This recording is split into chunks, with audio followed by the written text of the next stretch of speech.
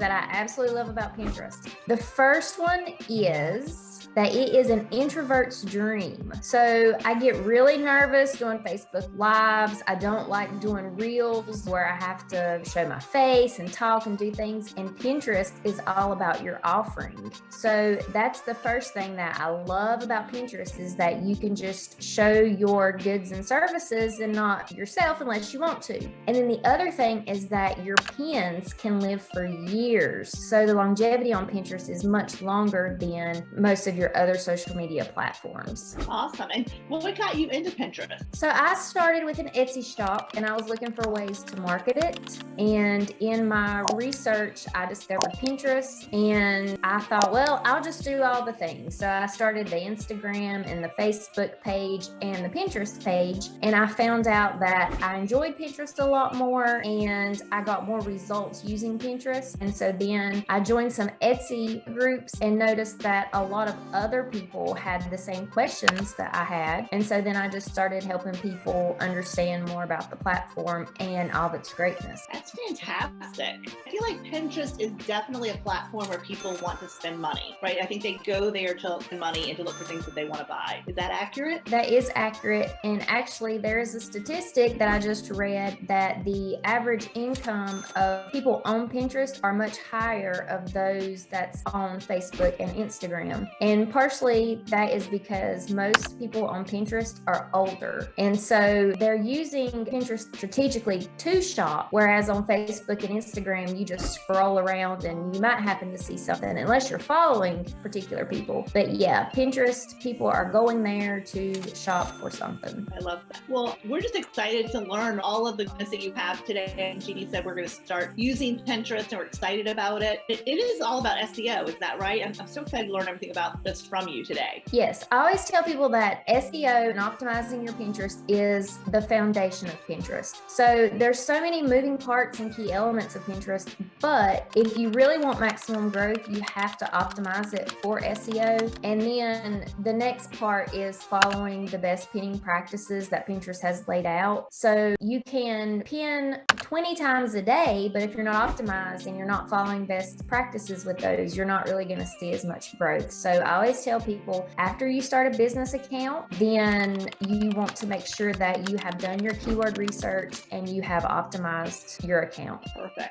What are some tips to making that happen? So a lot of people think that your keywords are the same for Etsy or Google or YouTube.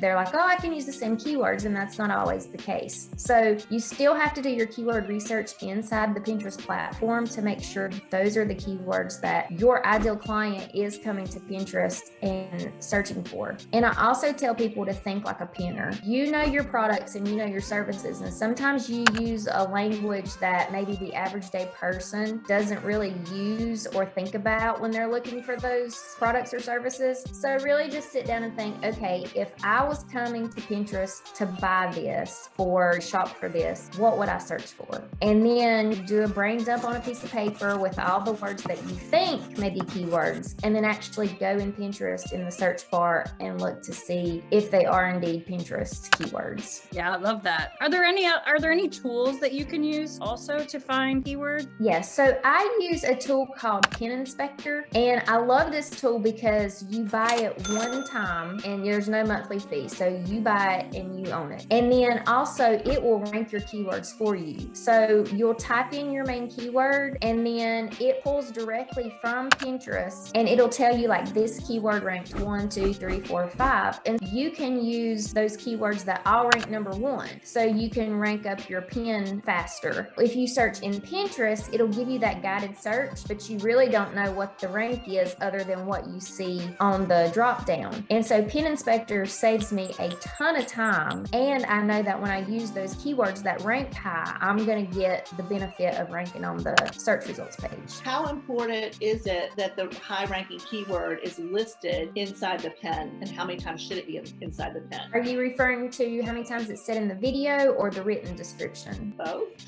Well, for idea pins, I have not heard them say specifically that you have to have that keyword audible, but in the description, you want to use several ranking keywords in your description, and you want to make it it just flow like a normal conversation. You don't want to write them for the computer. So I usually say 5 to 7 keywords, and that's sufficient. And plus there's a lot of keywords that you would normally write that you wouldn't think of. So like if you're describing your product and you say gift for birthday, that's a keyword. But also if you use the word pretty in there, pretty may be a keyword. And that's something that you wouldn't think about. Most likely you're going to have more keywords in your description than what you realize. Interesting. Yeah, we definitely want to check out that tool. It sounds very fascinating. Pinterest does not have hashtags, is that correct? No, those are gone. They used to be really big about 2.5 years ago. And then they kind of went back and forth on, yes, use them, don't use them. And as of right now, they've said, don't use the hashtags. When you upload a video, they have something that's called tags, and you can search in that tag for the keyword tags. I know they can be specific to the product or service, but there's also gift phrases and holiday phrases and things like that. But those are already there. So you would just select whatever pops up. When it comes to repurposing content, like what tips or advice do you have? No watermarks. The big thing was people would take TikTok videos and they would just upload them to Pinterest, and then Pinterest was like, no, we want new, fresh content because we don't know how old this content is on TikTok. So there is an app that you can use to remove that watermark. I can't think of the name off the top of my head. But so in general, you want to just upload a nice, fresh video. Idea pins work best if the first slide is a video. And then after that, if you want to put like just the normal static pins, that's fine. Or you could continue on the next slide and keep going as a video. It is kind of like the Instagram stories. So that's what I always compare it to. So if you have an Instagram story and you want to do like the same thing for Pinterest, you can do that as long as it's not got a watermark or anything like that. I find that if you upload 2 video slides, you're going to get maximum reach. And this is the really crazy thing. It's different in the app and on the desktop. So if you use the app, you have more options. You can add a product tag, and then that way you put in the link, and so somebody can tap it and it'll go directly to your website. Also, you can add music and things like that you can't do on the desktop. That's good and bad, because the good thing is you can just do a quick video of something on your phone and upload it and type in your keywords and you're done. Add some music. Music does tend to do better if you have music, but that's for my products and stuff. But if you have a voiceover video or whatever, that's good too. So you just need to like play around on the app versus the desktop, depending on what your content is, and see which one does better. And I use Canva for my graphics, and I can actually create my graphic on my desktop and then pull it up on my app on my cell phone and download it like in pictures and videos on my phone, and then just upload it from there. So if you had a video that was edited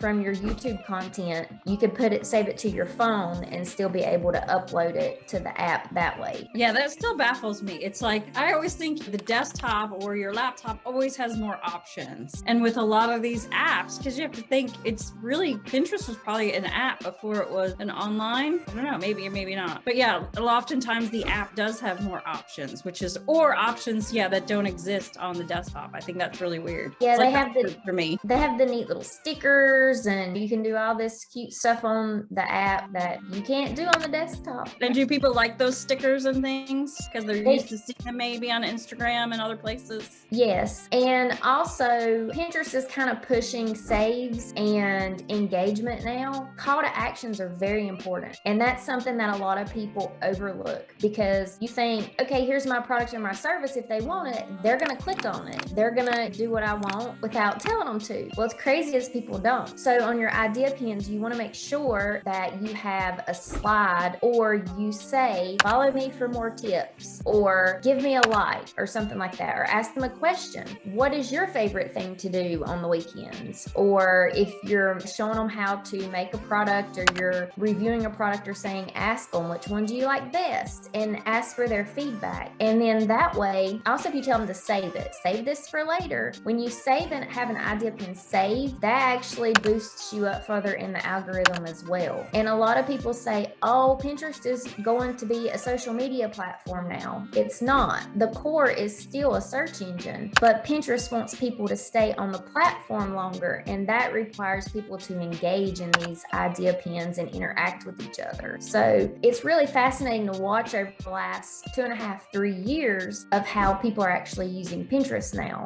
You don't really repin old content over and over and over like you used to. It's this push for creating that fresh content, but then asking people to engage with it. And then once they do that, they kind of get put in as your follower, and then they get to know what you have to offer. And so that creates networking part of it where they feel like they know you.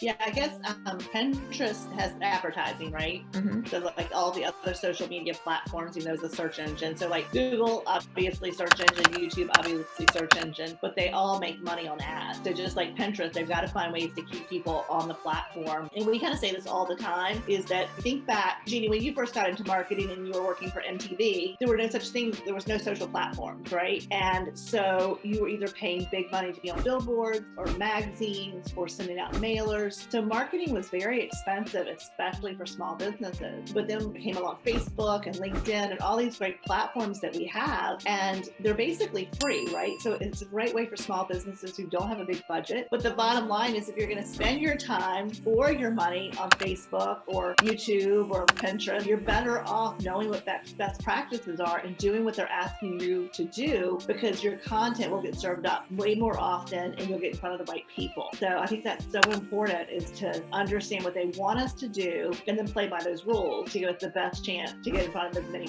people as possible. But Pinterest ads are not as expensive as Facebook and Instagram. And I've experimented with these ads on my products. And so I had a coffee cup that I ran an ad for $2 a day, and I did it for like 10 days. And that's a very low amount in a very short amount of time. And I had 3 sales on it. That was just me saying, okay, I'm just gonna do business. I didn't put no time into researching or come up with a strategy or whatever. I was just said, I want to see what this does. And I was very pleased with the results for no more time that I spent on it and no more money, that I had 3 sales from it. And then the pin that I put the ad behind had like 40,000 impressions within 10 days. So it really got my pin out there, and I made some sales from it. So in my mind, I'm thinking, boy, if I really took the time to research and do this the right way with the strategy behind it, imagine what I could do with this ad budget. That's a really good thing about Pinterest as well, because it's not as saturated and it's not expensive, but you can still get really good reach even organically. And I'll make a post on Instagram and a post on Facebook, and I'll take that same content and put it on Pinterest. And then in 30 days, I go back and look, and I'm like, oh, wow, this is like 4 times the impressions and eyeballs on this on Pinterest than on my other 2 platforms. It's kind of an underrated platform right now as far as using it for marketing. I think people still think that it's for crochet patterns and recipes.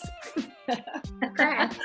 You forget that it is also a valid platform for just really great content. And so that, I think, is why so many more people are finally starting to understand that and moving into Pinterest. Can you put the link in the comments? That's kind of become best practice on like Facebook, because they don't want your post to send people off the platform. So do people do that? Is that frowned upon, or? You can. I don't, because most people are on Pinterest on their app, and it's not very easy to copy and paste that link. So if you do it and it doesn't work, don't do it again. And if it does work for you, then, do it. So I tell people to play around with things like that. I just don't do it because I don't really have a need to, if that makes sense. This is also fascinating. I love it. You're a wealth of knowledge as well. Holy cow. I'm Kirsten, that's my business partner, Jeanne, with 6-Figure Business Coaching, and we are co-creators of the Marketing VA Advantage, where we help our clients leverage video marketing with a marketing virtual assistant doing all of the tasks in the backside, which includes repurposing that video for Facebook, Instagram, LinkedIn, TikTok, Pinterest, and Google My Business if you want to be on all of those platforms. We help you come up with a great strategy based on your